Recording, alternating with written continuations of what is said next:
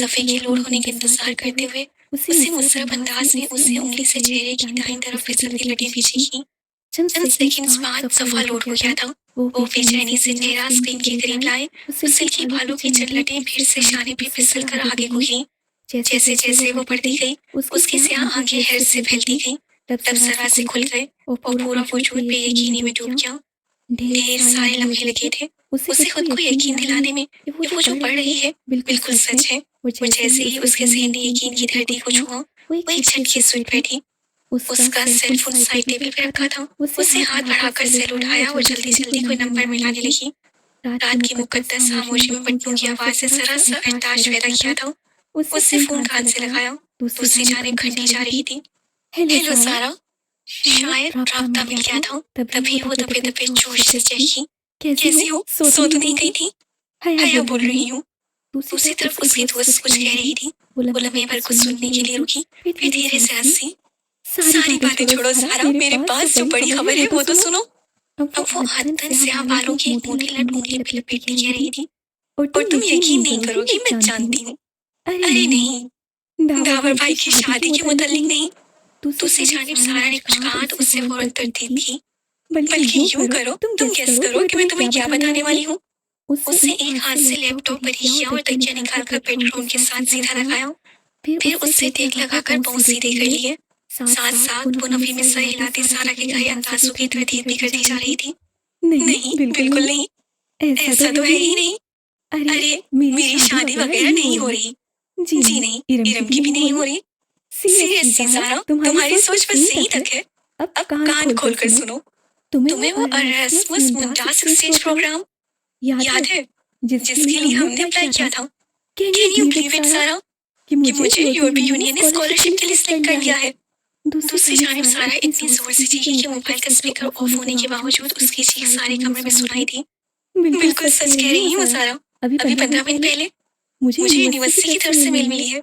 उससे साथ ही एक हाथ से बड़े बड़े लैपटॉप का रुख अपनी जानिब मोड़ा और सर आगे करके होश से दोबारा देखा।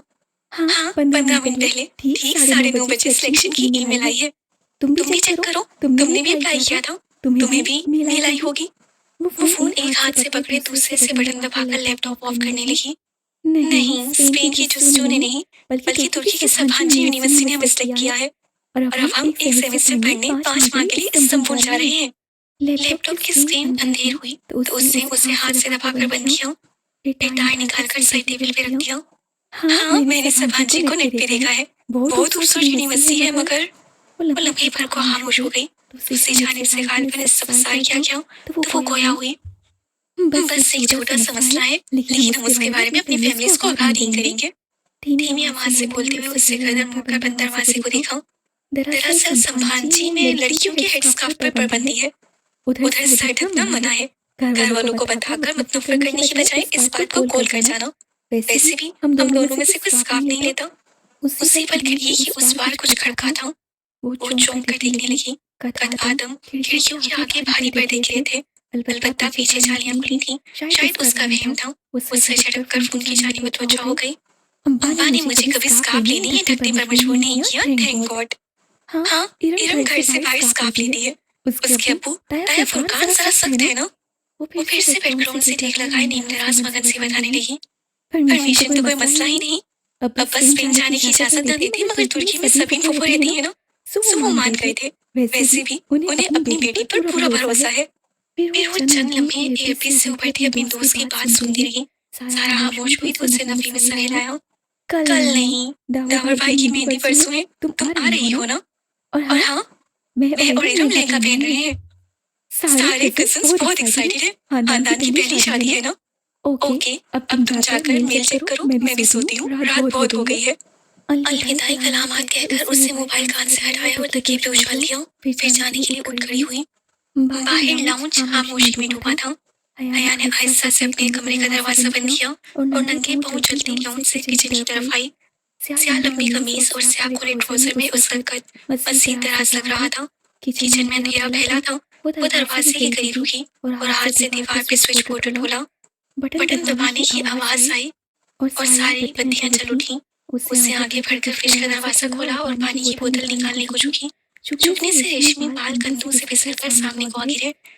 हया ने नजाकत से उंगली से उनको पीछे हटाया और बोतल निकालकर सीधी हुई। फिर काउंटर पे रखे रैक से शीशे का ग्लास उठाया और बोतल उसमें उंडेली। पानी की नदी से ग्लास में गिरने लगी। तभी उसकी निगाह काउंटर पे रखी किसी सफेद चीज पे पड़ी। वो जैसे चौंक उठी। बोतल वहीं स्लैब पे रखकर उसकी तरफ आई। वो सफेद अधखोले गुलाबों का बुके था, जिसमें कहीं कहीं सब्ज पत्ते झलक रहे थे।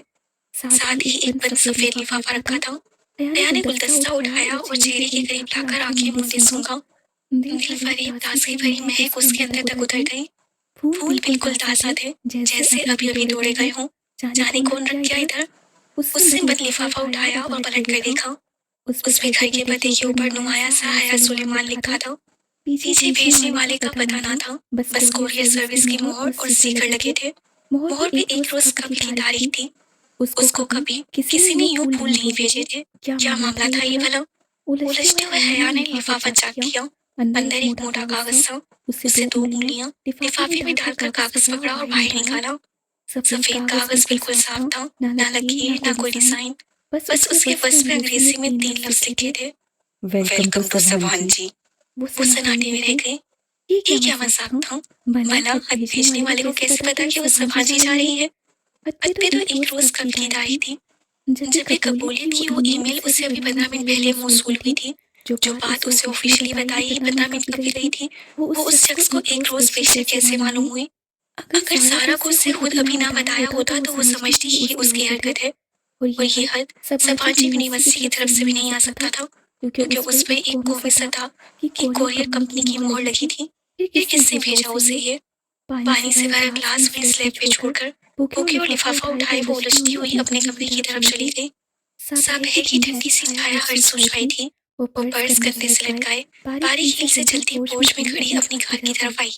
जो थी तो उसके भाई रोहिल की, मगर उसकी पढ़ाई की गर्ज से अमेरिका चले जाने के बाद हया की मलकियत थी। उससे चाबी लॉक में घुमाई ही थी कि गेट के उस पार से सारा आती दिखाई थी। वो दरवाजा खोलकर मुस्कुराती हुई सीधी हुई। हया, मुझे तो कोई ईमेल नहीं आई। सारा ने अधखुले गेट को धकेल कर अंदर कदम रखा। उसके चेहरे पे उदासी थी। वो दरमियानी शक्ल और सूरत की स्टाइलिश सी लड़की और हया की हम उम्र थी। कोई बात नहीं, एक दो दिन में आ जाएगी, तुम फिक्र न करो। हमने साथ ही अप्लाई किया था। मेरा सिलेक्शन हो गया है तो तुम्हारा भी हो जाएगा। हया ड्राइविंग सीट का दरवाजा आधा खोले खड़े खड़े बताने लगी। मगर स्कॉलरशिप प्रोग्राम कोऑर्डिनेटर के ऑफिस के बाहर आज जो लिस्ट लगी है उसमें भी मेरा नाम नहीं है। और मेरा सिर्फ तुम्हारा है हमारे डिपार्टमेंट से। और एनवायरमेंटल साइंसेस की एक लड़की हतीजा राना का है। मेरा ख्याल है मेरा सिलेक्शन ही नहीं हुआ। ओह, उसे वक्तन अफसोस हुआ। रात फोन कॉल के बाद उसकी सारा से अब बात हो रही थी। है, तुम कहीं जा रही थी? सारा चेहरे पर दोबारा बशाशत लाते हुए पूछने लगी। हाँ, मार्केट जा रही थी इरम के साथ। दावर भाई की मेहंदी का फंक्शन है और मेरे लहंगे के साथ की हाई हील्स गुम हो गई है। शायद काम वाली उठा कर ले गई है। अब नए जूते लेने पड़ेंगे। तुम चलोगी? वो गाड़ी से कोने टिकाए तफसीलन बताने लगी। इस वक्त वो हल्की आसमानी लंबी कमीज और तंग चूड़ीदार पजामे में मलबूस थी। कमीज का दामन टखनों से जरा ऊपर तक था। हम रंग दुपट्टा गर्दन के गिर लिपटा था। बाल कमर पे गिर रहे थे और आतन आंखों में गहरा काजल डाला था। हाँ, चलो फिर जल्दी निकलते हैं। सारा फौरन तैयार हो गई और फ्रंट सीट की तरफ बढ़ी। इरम को भी लेना है। आया ने अंदर बैठकर दरवाजा बंद किया और इग्निशन में चाबी घुमाई। वैसे तुम्हारे शख्स से ताया इरम को यूं तुम्हारे साथ शॉपिंग पे जाने की इजाजत दे देते हैं। इरम उन दोनों से जूनियर थी और उसका डिपार्टमेंट भी दूसरा था, तो सारा की उससे ज्यादा मुलाकात ना थी। उनकी सख्ती सिर्फ स्काफ तक है। वैसे बहुत अच्छे हैं वो कार बाहर गेट पर ले आई। इरम का घर हया के हमसाए में था। दोनों घरों की दरमियानी दीवार में आने जाने का रास्ता भी मौजूद था। लेकिन उसे जब भी इरम को पिक करना होता वो उससे गेट पे हॉर्न दिया करती थी। अपनी जोर का हॉर्न दिया तो चंद ही लम्हे बाद इरम बाहर निकल आई। कांसी लंबी कमीज और ट्राउजर में मलबूस हम रंग दुपट्टा फैलाकर सामने लिए चेहरे के गिर्द मैचिंग कांसी स्कार्फ लपेटे वो तकरीबन भागती हुई पिछली सीट के दरवाजे तक आई थी। हेलो हया, हेलो सारा। बेतकल्फी से चेखते हुए उससे अंदर बैठकर दरवाजा बंद किया। I was a teacher, and we don't get paid a lot. So I've always dreamed of starting my own business and leaving teaching like behind me.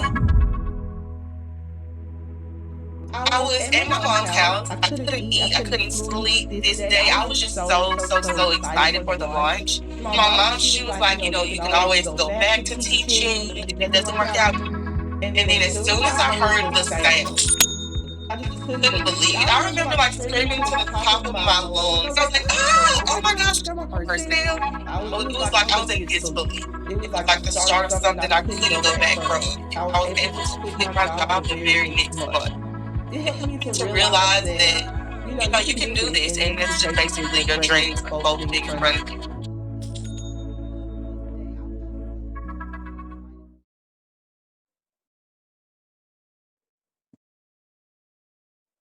संबंधियों हया के साथ ओपनिंग के प्रोग्राम उसे यूं ही खुश किया करते थे। कैसी हो इरम, तुमसे तो मुलाकात ही नहीं हो पाती। सारा ने तेजी होकर रुख पीछे को किया। आपका डिपार्टमेंट दूर पड़ता है ना, तभी। और हाँ, हया बता रही थी आप लोगों का तुर्की का सिलेक्शन आ गया है। मैं सिलेक्ट नहीं हुई, हया हो गई है? इसमें कोई बेहतरी होगी। तुमने नहीं अप्लाई किया था? अब्बा इजाजत देते तब ना। वो उदास हो गई। वैसे पेरेंट्स को इतना सख्त नहीं होना चाहिए, सारा ने कहा। हया ने तादीबी नजरों से उसे घूरा कि कहीं पहले से ही एहसास से कमतरी में मुबतला इरम मजीद उदास न हो जाए। मगर सारा गर्दन मोड़े पीछे देख रही थी और इरम हस्बे तवक्का उदास हो गई थी। अब्बा भी पता नहीं किस पे चले गए। इतनी गर्मी में स्कार्फ लेना आसान होता है क्या? और फिर कल मेहंदी के लहंगे की भी आधी आस्तीन नहीं बनाने दी मुझे। हया की भी तो आधी आस्तीन है, इतनी अच्छी लगती है, मगर अब्बा जरा भी सुलेमान चाचा की तरह नहीं है। इरम, तुम्हें आज क्या लेना है? मैंने तो जूते लेने हैं। उससे खौफ छुपाते हुए बात का रुख बदला। इरम का हर वक्त का शिकायती रवैया उसे बेहद बुरा लगता था। चूड़ियाँ लेनी है, मगर लहंगे के ब्लाउज की फुल स्लीव्स के साथ चूड़ियाँ अच्छी भी नहीं लगेंगी। वो मुंह पर सोए फिर से शुरू हो गई।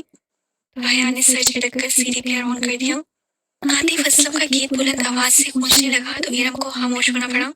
जिन्ना सुपरमार्केट पहुंचकर इरम तो चूड़ियाँ ढूंढने निकल गई, जबकि वो दोनों मेट्रो शूज पे आ गई।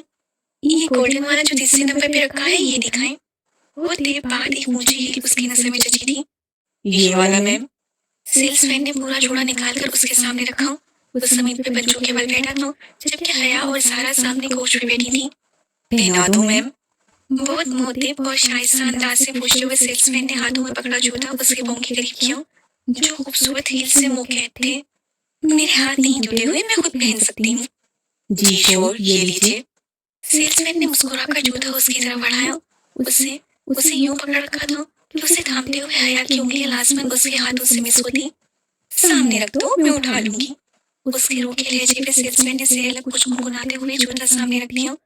फिर बिल की अदायगी के बाद काउंटर पे खड़े लड़के ने बकिया रकम उसकी तरफ बढ़ाई तो हया ने देखा चंद नोटों के ऊपर 5 का सिक्का रखा था और लड़के ने उस सिक्के को यूं पकड़ा हुआ था जैसे सेल्समैन ने जूते को, ताकि उसे थामते वक्त लाजमन उसका हाथ टकराए। शुक्रिया। हया ने नोट किनारे से पकड़कर खींचे। सिक्का लड़के के हाथ में रह गया। मैम, आपका सिक्का। लड़की ने फातहाना अंदाज में सिक्का उसकी जाने बढ़ाया कि अब तो लाजमन पकड़ेगी और ये सामने रखे सदके के बॉक्स में डाल दो। वो बेनियासी से शॉपर थामे पलट गई। सारा ने बेख्तियार केका लगाया। उस लड़की की शक्ल देखने वाली थी हया। दिल तो कर रहा था उसकी उसी शक्ल पे शॉप के सारे जूते दे मारूं। मालूम नहीं हमारे मर्दों की सीनियत कब बदलेगी। यूं घूरते हैं जैसे कभी लड़की देखी ना हो। वो तनाफुर से नाक सुखेड़ती गुस्से में बोलती सारा के साथ सीढ़ियां उतर रही थी जब करीब से आवाज आई, तो इतना बन सवर कर बाहर ना निकला करो बीबी। वो झोंक कर आगे सीढ़ी पे ठहर गई। एक मुंह उम्र खातून थी, बड़ी सी चादर में लिपटी हुई, नागवानी वाली निगाह उस पे डालकर आहिस्ता आहिस्ता ऊपर सीने चढ़ रही थी। एक तो लोगों को राह चलते तब्दील करने का बहुत शौक होता है। वो और भी बहुत कुछ कहती मगर सारा उसको कोने से थामे वहां से ले आई। तभी इरम सामने से आती दिखाई दी। उसका सीने पे पहला दुपट्टा अब सिमट कर गर्दन तक आ गया था। उससे कुछ खास शॉपिंग नहीं की थी, शायद वो सिर्फ उनके साथ आउटिंग पे आई थी। मेट्रो से वो स्कूल चली आई कि कुछ हल्का फुल्का खा लें। रात की दावत तो ताया फुरकान की तरफ थी, जो वो बेटे की शादी के लिए जमा हुए खानदान वालों के लिए दे रहे थे। मेरे लिए पाइनएप्पल स्लश मंगवा लेना, मैं जरा बेकरी से कुछ ले लूं। इरम झट बाहर को लपकी। हया ने गहरी सांस लेते हुए अपनी जानिब का शीशा नीचे किया। सर्द हवा का तपेड़ा तेजी से अंदर आया था और इतनी सर्दी में स्लश पीने का अपना मजा था। वो पार्किंग लॉट में मौजूद थी और ठंडी हवा ने सारी जगह को घेर रखा था। मगरिब गहरी हो चुकी थी और हर तरफ अंधेरा सा था। इरम हंसी कॉम्प्लेक्स लगती है नहीं? इरम दूर हो गई तो सारा उसकी तरफ घूमी और तुम उसकी उन्हीं कॉम्प्लेक्सेस को हवा दे रही थी। उल्टा उसी पे हवा हुई। ताया फुरकान सिर्फ स्कार्फ की सख्ती करते हैं, वो बस इसी बात पे खुद तरसी का शिकार है और तुम भी उसका साथ दे रही थी। मैंने सोचा कि बेचारी नहीं है वो बेचारी, अब उसको भी यही समझाना कि ख्वामखा की खुद तरसी से निकल आए। बेटे हाथ में कार्ड पकड़े हया की तरफ खुले शीशे के बाहर आ चुका था। तुम्हें याद है सारा, पिछले साल जब यूनिवर्सिटी वालों ने हमें तुर्की की ट्रिप की आस से लाई थी और आखिर में पहुंचकर सारा प्रोग्राम ही कैंसिल कर दिया था। ऑर्डर लिखवा कर वो शीशे ऊपर चढ़ाते हुए इशारा करके कहने लगी, मैं तो इतनी मायूस हो गई थी कि सोचा भी ना था कि कभी तुर्की जा सकूंगी। उसकी आवाज में आंस छोड़ने की खुशी आ रही थी। सारा और वो इंटरनेशनल इस्लामिक यूनिवर्सिटी में LLB ऑनर्स शरिया एंड लॉ के 5वें साल में थी। उनका 7वां सेमेस्टर दरमियान में था जब यूरोपियन यूनियन की स्पॉन्सर्ड स्कॉलरशिप का ऐलान हुआ, जिसके तहत यूरोप और एशिया की यूनिवर्सिटी से मुख्य तलबा का तबादला होना था। यूं चंद माह के लिए यहाँ से कुछ तलबा यूरोप की यूनिवर्सिटी जाएंगे और एक सेमेस्टर पढ़कर वापस आ जाएंगे। जब यूरोपियन यूनिवर्सिटी से दरख्वास्त देने की बारी आई तो उसे तुर्की की सबांची यूनिवर्सिटी का फॉर्म सबसे आसान लगा, मगर फिर एक स्पेन में यूनिवर्सिटी में भी साथ ही अप्लाई कर दिया और अब बिलाहिर सबांची ने उसे मुंतखब कर लिया था। इधर 7वें सेमेस्टर पूरा करके उसे फरवरी में 5 माह के लिए तुर्की जाना था। अभी दिसंबर चल रहा था, जहाँ उसके अपने मज़ामीन शरिया एंड लॉ तो ना थे कि तुर्की का कानून पाकिस्तान के कानून से मुख्तलिफ था। सो 5 माह के लिए वो अपनी मर्जी से कोई भी मज़मून पढ़ सकती थी। फिर वापस पाकिस्तान आकर उसे LLB का 8वां सेमेस्टर शुरू करना था। कितना मजा आया यार, अगर कोई रोमांटिक सा हैंडसम सा हम सफर तुम्हें मिल जाए तो तुम्हारा सफर कितना खूबसूरत हो जाएगा। हम सफर कोई नहीं मिलने वाला, क्योंकि पाकिस्तान से समाजी सिर्फ हम 2 लड़कियां ही जा रही हैं, और फिर हम ठहरे ऑल वुमेन यूनिवर्सिटी में पढ़ने वाले। वो हदीजा राना जो तुम्हारे साथ जा रही है, उससे कोई बात हुई? वेटर ने शीशा बचाया तो हया चौंकी भी शीशा नीचे करने लगी। नहीं, हदीजा राना को तो मैं जानती भी नहीं हूँ, मालूम नहीं कौन है। उस स्लश की ग्लास पकड़े, सारा को उसे थमाया और रम का डैशबोर्ड पे रखा, फिर अपना ग्लास लबों से लगाया। ठंडा सा स्लश अंदर तक उतरता गया। बेध्यानी में वो शीशा बंद करना कब भूली उससे इल्म ना हो सका। दफातन सारा का मोबाइल बजा। सारा ने सिप लेते हुए मोबाइल कान से लगाया। हेलो अम्मा जी, क्या आवाज आ रहा है? 1 मिनट। सारा के फोन पे गालबन सिग्नल ठीक से नहीं आ रहे थे। वो स्लश का ग्लास हाथ में पकड़े दरवाजा खोलकर बाहर चली गई। हया अपनी क्लास से छोटे छोटे सिप लेते सारा को विंडो स्क्रीन के पास से देख रही थी। अब वो दूर एक दरख्त के साथ खड़ी फोन पे बात कर रही थी। Hello my lady. कोई एकदम से उसके बहुत करीब आकर बोला। वो डर कर उछली, जरा सा जोश कपड़ों पे छलक गया। खुली खिड़की पे एक औरत मुस्कुराते हुए झुकी हुई थी। मेकअप से हटा चेहरा, चमकता हुआ आई शेडो, अड़कती हुई सुर्खी, बालों का चूड़ा, चमचम करते कपड़े। वो औरत नहीं थी, मगर वो मर्द भी नहीं था। कैसे हो जी? वो उससे खिड़की पे पूरा झुका खड़ा था। ग्लास उसके हाथ में कांपा। इख्तियार उसे शीशा ऊपर चढ़ाना चाहा, मगर उसके हाथ दरमियान में थे। डरो नहीं बाजी जी, मैं आपकी दोस्त हूँ, डॉली कहते हैं मुझे। हटो हटो जाओ। वो घबरा गई। आवाजा सिरा के वजूद से सस्ते परफ्यूम की तेज खुशबू उठ रही थी। उसे कराहट सी आई। जरा बात तो सुनो। उसने अपना चेहरा मजीद झुकाया और उससे पहले कि वो आगे बढ़ता, हया ने स्लश का भरा हुआ ग्लास उसके मुंह पर उलट दिया। ठंडी ठार बर्फ चेहरे पे पड़ी तो वो झटके से पीछे हटा। उसने फुर्ती से शीशा ऊपर चढ़ा लिया। सुनो जी। वो मुस्कुराकर चेहरा साफ करता शीशा बजाने लगा। आज शीशे के बारिश उसकी आवाज हल्की हो गई थी और अब वो कोई गीत गुनगुनाने लगा था। कपकपाते हाथों से उससे इग्निशन में चाबी घुमाई और गाड़ी वहां से निकाल लाई। बेकरी के दखली दरवाजे के सामने कार लाकर उसे पलट कर देखा। वहां दरख्तों के साथ वो डॉली नामी वाजा सिरा अभी तक खड़ा था। वो उसके पीछे नहीं आया था और अब गा भी नहीं रहा था, बस खामोश गहरी नसों से उसे देख रहा था। उससे भी इख्तियार झुर्री सी आई। कहाँ रह गई ये दोनों? उससे झुझलाकर हॉर्न पे हाथ रख दिया, फिर गर्दन मुड़कर दोबारा देखा। वो अभी तक उसे ही देख रहा था। ईरम और सारा को ड्रॉप करके वो सीधी अपने कमरे में आई थी। डिनर का वक्त होने वाला था। उसने ये कपड़े डिनर की मुनासबत से ही पहने थे, मगर जूस छलकने से जरा सा दाग पड़ गया था। उससे जल्दी से दुपट्टे का वो हिस्सा धोकर उसे इस्त्री किया। उससे रह रहकर वो ख्वाजा सिरा याद आ रहा था। उस बरादरी के लोग अक्सर आकर पैसे मांगते थे, मगर ऐसी हरकत तो कभी किसी ने न की थी। उस ख्वाजा सिरा की अजीब निगाहें और अंदाज उससे फिर से छुड़छुड़ी आई। फिर जब अपनी तैयारी से मुतमिन होकर वो बाहर आई और लॉबी का दरवाजा खोला तो पाँव किसी चीज से टकराया। वो चौंक गई। दरवाजे के साथ फर्श पे सफेद अधखोले गुलाबों का बुके पड़ा था। वो झुकी और बुके उठाया, साथ में एक बंद लिफाफा भी था। वो दोनों चीजें उठाकर सीधी हुई और लिफाफा खोला, जिसपे हया सुलेमान लिखा था। अंदर वही सफेद बेसतर चौकोर कागज था। उसके वस्त्र में उर्दू में लिखा था, उम्मीद करता हूँ कि आपका आज का डिनर अच्छा गुजरेगा। उससे लिफाफा पलट कर देखा, कहीं भी कुछ और नहीं लिखा था, बस लिफाफे पे कुछ इशारा रोज की मोहर लगी थी। ये कौन था और उसे क्यों फूल बेच रहा था? वो बुके और हाथ कमरे में रखकर सारे मामले में उलझती बाहर आई। ताया फुरकान के घर खूब चहल पहल लगी थी। लाउंज में सब कजन्स बैठे थे। एक तरफ खवातीन का करो खुशखबरियों में मशगूल था।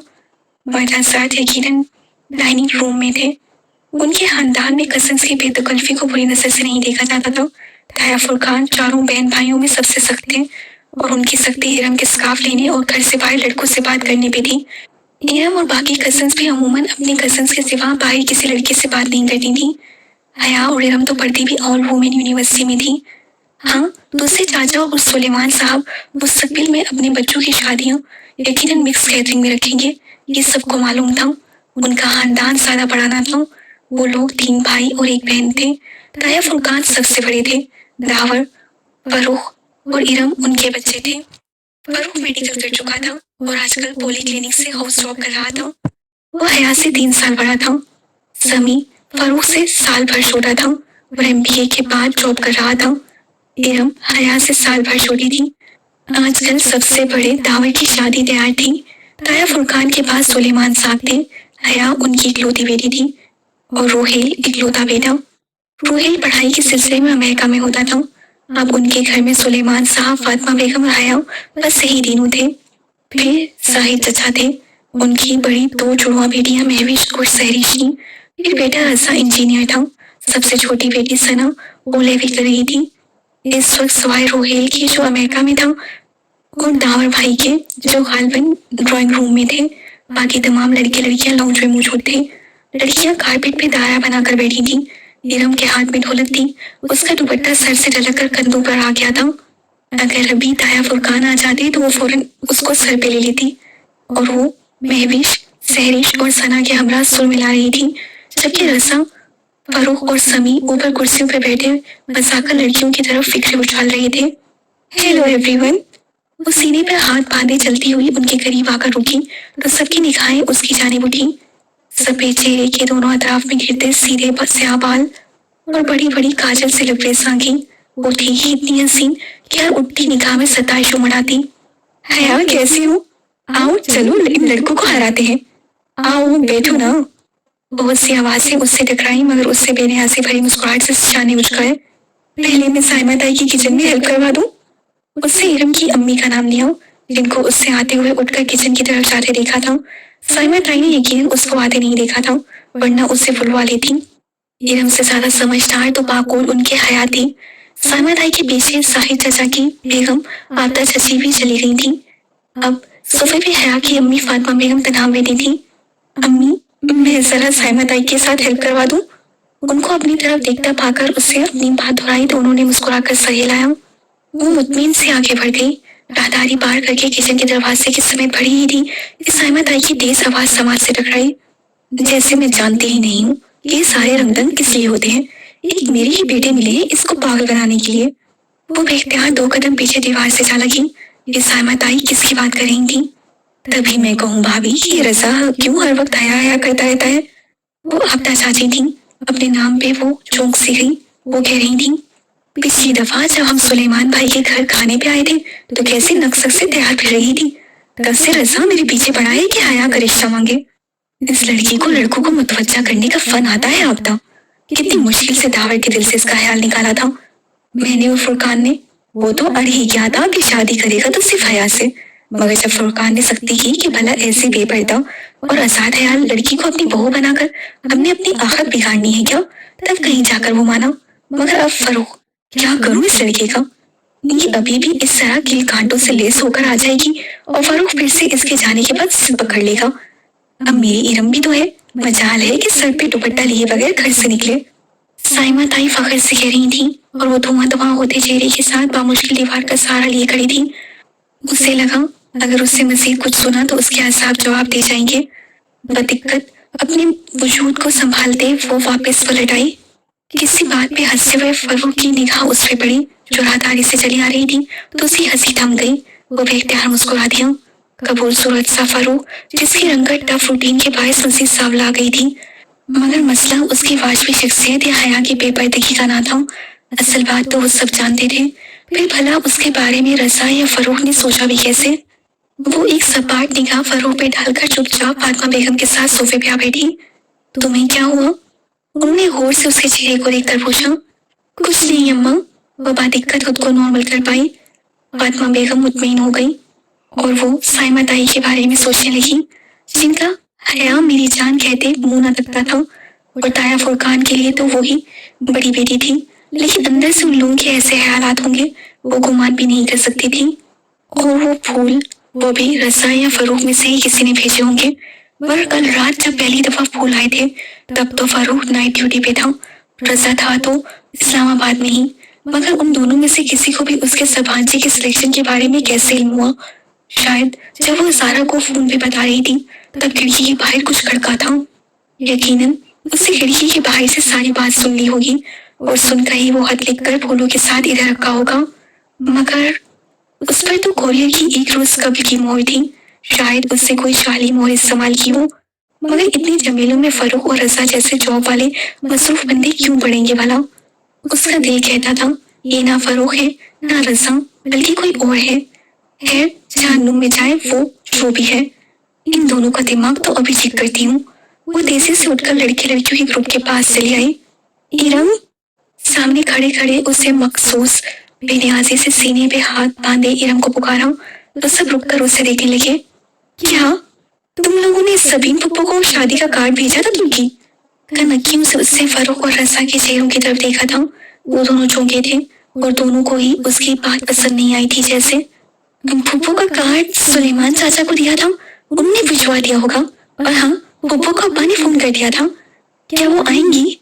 आना तो चाहिए, आखिर करीबी रिश्ता है, तुमसे ना सही हमसे तो है।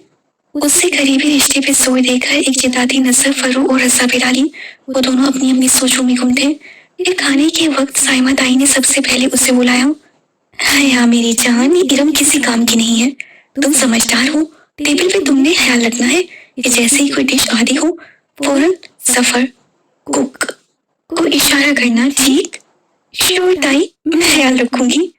वो बात दिक्कत मुस्कुराती हुई सर्व करने लगी। चंद दिन बाद सब डाइनिंग हॉल में खड़े अपनी अपनी प्लेटों में खाना निकाल रहे थे। डाइनिंग टेबल के अतराफ से कुर्सियां हटाकर एक दीवार के साथ लगा दी गई थी ताकि सब अपनी मर्जी से खाना निकालकर इधर उधर टहलते हुए खाते रहें। ताया जान, आपने सलाद नहीं लिया? वो रशियन सलाद से भरा शीशे का बड़ा प्याला उठाए ताया फुरकान और सुलेमान साहब के पास आई, जो अपने ध्यान में महवी गुफ्तगू थे। उसके पुकारने पर चौंके। थैंक यू बेटा। ताया फुरकान मुस्कुराकर चमचे से सलाद अपनी प्लेट में निकालने लगे। वो शलवार कुर्ते में मलबूस थे, कंधों पे शॉल थी और बार रोब, चेहरे पे मूछें। सुलेमान साहब उनके बरक्स क्लीन शेव, डिनर सूट में मलबूस, ऐसे स्मार्ट और हैंडसम लग रहे थे। दोनों की सोच अपनी उंगलियों की मानी थी। अब्बा, आप भी लेना। सुलेमान, तुमने सबीन को कार्ड पोस्ट कर दिया था? ताया को अचानक शायद उसकी शक्ल देखकर याद आया।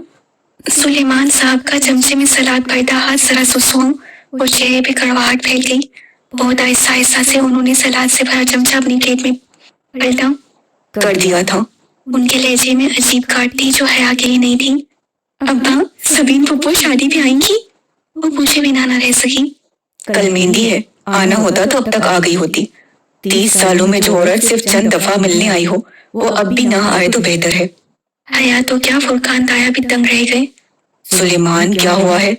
थैंक यू बेटा। जवाब देने के बजाय सुलेमान साहब ने उसे मुखातिब किया तो वो अब तुम जाओ का इशारा समझकर सर झुकाए वहां से चली आई। बहुत आहिस्ता से सलाद का प्याला मेज पे रखा और अपनी आधी भरी प्लेट उठाई, मगर अब कुछ भी खाने को जी नहीं जा रहा था। ये अब्बा को क्या हो गया था? वो फूफो के बारे में ऐसे गुफ्तगू क्यों कर रहे थे? फिर वो रह नहीं सकी। अपनी प्लेट लिए उस सतून के पीछे आ खड़ी हुई जिसकी दूसरी जानिब ताया और अब्बा खड़े थे। मज़ाहिर अपनी प्लेट पे सर झुकाए, उससे कान उन्हीं की तरफ लगे हुए थे। हया के लिए उमर लगारी ने अपने बेटे का प्रपोजल दिया है। सुलेमान साहब अपने दोस्त और अपनी कंपनी के शेयर होल्डर का नाम लेकर कह रहे थे और उसके हाथ में पकड़ी प्लेट लरस गई। दिल सहम उठा। ये क्या कह रहे हो? ताया फुरकान शर्मसार रह गए। भाई, इसमें हैरत की क्या बात है? वलीद अच्छा लड़का है, कल मेहंदी पे आएगा तो आपको मिलवाऊंगा। सोच रहा हूँ हया से पूछकर हाँ कर दूं। मगर मगर सुलेमान, ये कैसे हो सकता है? क्यों नहीं हो सकता भाई? तुम हया की शादी यूं कैसे कर सकते हो? बाप हूँ उसका, कर सकता हूँ। फातिमा भी राजी है और मुझे यकीन है कि हया को भी कोई एतराज नहीं होगा। और जिहान, जिहान का क्या होगा? कौन जिहान? हाय गाइस, इस साल जीरो ला रहा है साल की सबसे बड़ी sale off up to 78% on limited stock. क्योंकि कौन जिहान? सुलेमान साहब अक्सर अनजान बन गए। तुम्हारा भांजा सबीन का बेटा जिहान, जिससे तुमने हया का निकाह किया था। तुम कैसे भूल सकते हो? जवाबन सुलेमान साहब ने नागवाई से सर झटका। वो 21 साल पुरानी बात है और हया अब 22 साल की हो चुकी है। बेवकूफी की थी मैंने कि सबीन पर इतबार करके अपनी बच्ची का निकाह उसके बेटे से करवा दिया था। क्या इन 21 वर्षों में कभी सबीन ने मुड़कर पूछा कि इस निकाह का क्या बना या क्या बनेगा? ज्यादा से ज्यादा वो 6 माह में एक फोन कर लेती है और 3 मिनट बात करके रख देती है। आपको वाकई लगता है वो लोग इस रिश्ते को कायम रखना चाहते हैं? मगर शबीन तो सिकंदर की वजह से, तुम जानते हो, वो उल्टे दिमाग का शख्स। मैं कैसे मान लूं कि सिर्फ अपने मगरूर और बददिमाग शोहर की वजह से वो अपने बेटे का निकाह भूल सकती है? इतने बरस बीत गए, उससे फिर कभी रिश्ते शादी की बात मुझसे नहीं निकाली। मैं उससे क्या उम्मीद रखूं? मगर जिहान तो अच्छा लड़का है। तुम उससे मिले तो थे पिछले साल जब तुम इस्तांबुल गए थे? जी, जिहान सिकंदर, अच्छा लड़का, माय फुट। उन्होंने तल्खी से सर झटका। उसके तो मिजाज ही नहीं मिलते। वो तुर्की में पैदा हुआ है, उसने कभी पाकिस्तान की शक्ल नहीं देखी, ना उसे उर्दू आती है ना पंजाबी। कभी इन तमाम बरसों में उसने अपने किसी मामू का हाल पूछा, कभी फोन किया? मैं ये सब भूल जाता।